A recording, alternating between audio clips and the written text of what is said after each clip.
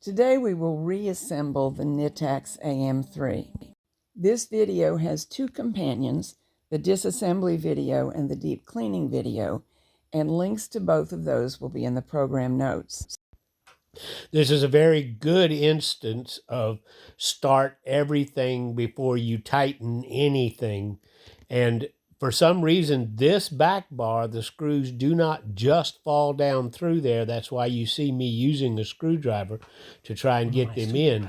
And then we're going to get a nut started in several places along here so that we can flip the bed over, because you have to have it where you can hold the screw head with your fingertip in order to start the nut on the other side.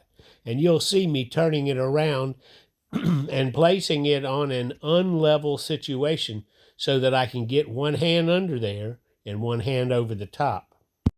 The bed has two end pieces and 6 pieces that contain needle tracks. The 4 center needle track pieces are all alike.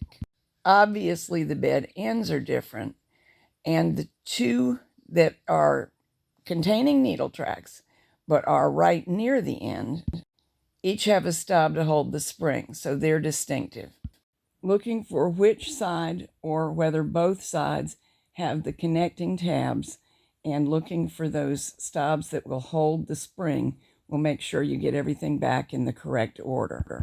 With all of the pieces connected, all the screws down in the sockets, and a few nuts in place, Jack can now flip the machine over so as to be able to tighten everything up. As I said, it does take a finger on the head of the screw in order to get the nuts started.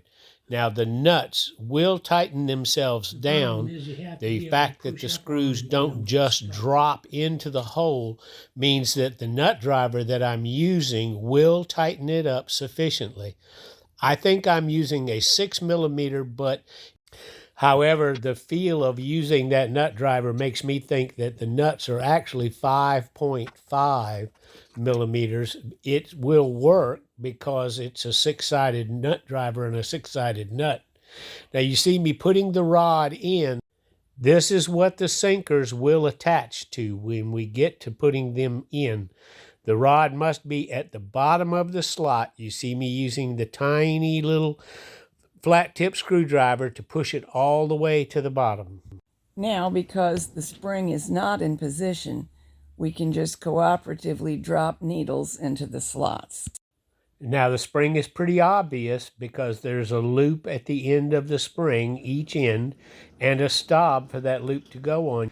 Then you have to stretch it to the other end and do the same thing. As you can see, it's a little bit hard to keep a hold of, so it helps to have somebody holding down the first end where it's attached, where you attach the second end. Now this bar is not like the first one. The screws do drop right down through the hole. But this is where bed spinning comes in, because when you rotate it one way, left to right, and you'll see me do that, that's fine. But when you rotate it by flipping away from yourself or toward yourself, one way the needles are going to fall all out. Without the bar in place, holding the spring securely, you can see the needles will all slide out. So watch what I'm doing. I'm rotating left to right, and then I'm rotating it toward myself to hold the needles in place. And again, you have to have a finger on the head of the screw and start the nuts. All right, handle of a toothbrush. Everybody's got one. It has to be, the slot has to be the right thickness to go over that outside edge, and the slot depth has to be enough that there's a little bit of the tip in the spring track right there. The purpose of this tool is to retract the spring that you see in place now here. So the slot has to be deep enough to go to the spring support right there by going to the outside, and it needs to be a fairly snug fit. You see I can move it, but it won't move on its own. because what you're going to have to do is compress the spring like that. You don't want any of this end out in this area because it's got to retract the spring, but this is what we're going to insert into the bed. And so all of this room needs to be free. Okay, what I did was I measured the distance that I need from here to here to make the length of the slot. I used the micrometer to measure the thickness of this piece. I drilled a hole right in the middle, dimpled it, drilled a hole where I wanted the slot to be. Then I drilled a series of holes, and then I used this very flat, fine file to smooth it all out. All right, here's how we use the tool, and I'm going to try and do it without my big fat fingers getting in the way. But see, I've pulled the spring back. Now I insert the tool and I compress the spring all the way down as far as I can.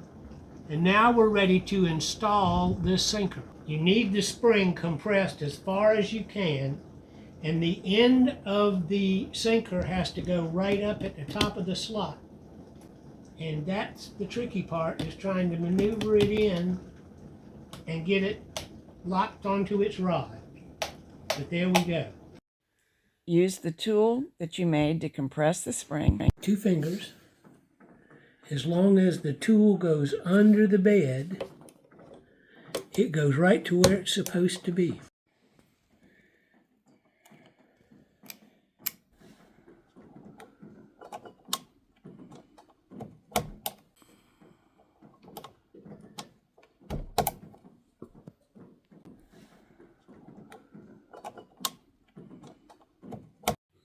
And back to work. It knits beautifully.